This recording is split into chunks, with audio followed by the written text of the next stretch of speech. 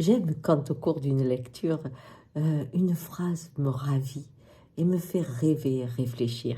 Et là, en lisant le livre de Richard Powers, Sidération, eh bien, j'ai rencontré cette phrase. La surface de la terre est souple et garde l'empreinte du pied des hommes. Ainsi, en est-il des chemins que parcourt l'esprit. C'est vraiment ça que je rencontre quand je voyage dans les groupes ou dans les relations individuelles. Eh bien, je rencontre juste les traces du chemin parcouru.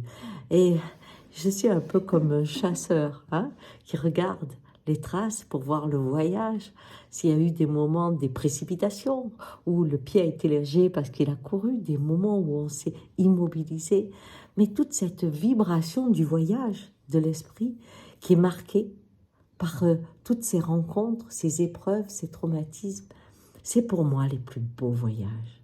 J'aime voyager dans mes pas et j'aime voyager dans les pas qui résonnent autour de moi quand les gens viennent faire un travail chez moi. Voyez-vous, on est très souple et ça, il ne faut pas l'oublier. Et quand on pense au pas, pensez à un chemin. On peut le regarder, mais on ne peut plus y retourner. On peut observer ce qu'on a fait, qu'on a couru parce qu'on avait besoin de fuir, ou qu'on est resté tétanisé parce qu'on avait très peur, ou qu'on a marché comme un guerrier.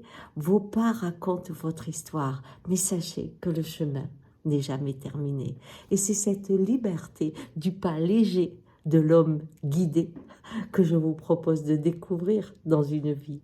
C'est ça, le chamanisme. On rencontre ce pied agile qui n'a pas peur d'avancer. Ciao.